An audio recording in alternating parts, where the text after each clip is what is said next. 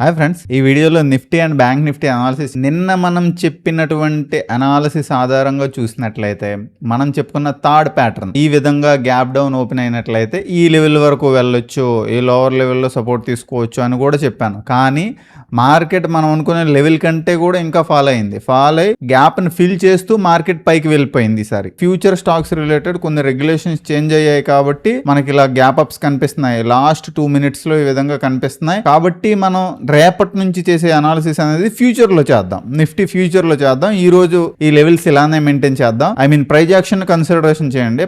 Price action చూసేటప్పుడు నేను చెప్పాను, గ్యాప్ అప్ లో ఓపెన్ అయితే మార్కెట్ ఫాల్ అయినట్లయితే ఫస్ట్ లెవెల్ ఇది సపోర్ట్ గా తీసుకుంటదని, దీన్ని సపోర్ట్ గా తీసుకుని మార్కెట్ పైకి వెళ్ళి మళ్ళీ ఫాల్ అయింది ఈ లెవెల్ వరకు. ఎక్స్పైరీ అనేది మనం అనుకున్నట్లుగా దగ్గర పనిచేసింది, కానీ 2 days జరుగుద్ది అనుకున్న ఒక్క రోజు జరిగింది. రేపు మార్కెట్ అనేది ఈ క్యాండిల్ నుంచి ఈ లెవెల్, ఈ 2 levels కంటే పైన ఓపెన్ అయ్యి మార్కెట్ పైకి వెళ్ళొచ్చు.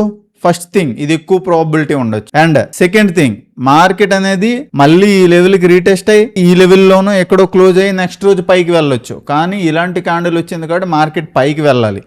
ఆర్ రేపు ఏదైనా సిచ్యువేషన్ బ్యాడ్గా అయ్యి వన్స్ గ్యాప్ డౌన్ అయ్యి ఆర్ ఈ లెవెల్లో క్లోజ్ అయ్యి ఈ లెవెల్స్ని బ్రేక్ చేసినట్లయితే మనం అనుకున్నటువంటి ఈ లెవెల్ వరకు రావచ్చు అండ్ లోవర్ లెవెల్స్ వరకు కూడా వచ్చే అవకాశం ఉంటుంది.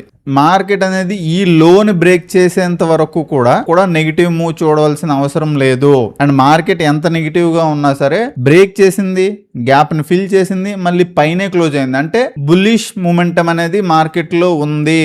ఈ లెవెల్లో ఓపెన్ అయినా సరే మార్కెట్ ఈ లెవెల్ వరకు వెళ్ళే అవకాశం అయినా రావాలి. ఫస్ట్ సెకండ్ థింగ్, ఈ లెవెల్లో ఓపెన్ అయ్యి ఈ లెవెల్కి రీటెస్ట్ అయ్యి మళ్ళీ ఇక్కడే క్లోజ్ అవ్వాలి. థర్డ్ థింగ్ ఏంటంటే మార్కెట్ అనేది గ్యాప్ అప్ లో ఓపెన్ అయ్యి వన్స్ ఈ హాఫ్ కంటే పైకి బ్రేక్ చేయకుండానే మార్కెట్ కిందకైనా ఫాలో అవ్వాలి. ఈ 3 things జరగాలి. కానీ నేనైతే మాత్రం మార్కెట్ పైకి వెళ్ళుద్ది అని అనుకుంటున్నాను. అది వెళ్ళొచ్చు, వెళ్ళకపోవచ్చు, కానీ ఈ కండిషనే జరగవచ్చు. ఎందుకని మనం అనుకున్నట్టుగానే విక్ అనేది ఏర్పడింది కాబట్టి మీరు గుర్తించాలి. ఈ యొక్క క్యాండిల్స్ అనేవి కొంచెం అర్థవంతంగా లేవు. వన్స్ రేపటి నుంచి మీకు అర్థమవుద్ది. ఇక్కడ నిఫ్టీ ఫ్యూచర్ లో చూసినట్లయితే పర్ఫెక్ట్ గా అర్థమవుతుంది. మార్కెట్ అనేది పైకి వెళ్ళింది, మనం అనుకున్నట్టుగా రెడ్ క్యాండిల్ ఫామ్ చేసింది, ఈ లోన్ రీటెస్ట్ అయింది, లోన్ రీటెస్ట్ అయి పైకి వెళ్ళడానికి ట్రై చేస్తుంది. అదే చెప్తున్నాను, మార్కెట్ అనేది ఈ లోన్ బ్రేక్ చేసినట్లయితే నెగిటివ్ మూవ్ ఉండొచ్చు, ఈ లోన్ బ్రేక్ చేయనంత వరకు కూడా అప్ మూవ్ చూపించే అవకాశం ఉండొచ్చు. బ్యాంక్ నిఫ్టీ గురించి మాట్లాడుకుంటే బ్యాంక్ నిఫ్టీ అనేది నిఫ్టీ కంటే బుల్లిష్ గా ఉంది. ఈ గ్యాప్ అప్ అయింది, ఈ లో లెవెల్లో ఉన్న సపోర్ట్ ని తీసుకుంది, ఇక్కడ సపోర్ట్ ని తీసుకొని మార్కెట్ పైకి వెళ్ళడానికి ట్రై చేసింది, ఈ లెవెల్ నుంచి సపోర్ట్ గా తీసుకుని మార్కెట్ పైకి వెళ్ళడానికి ట్రై చేసింది.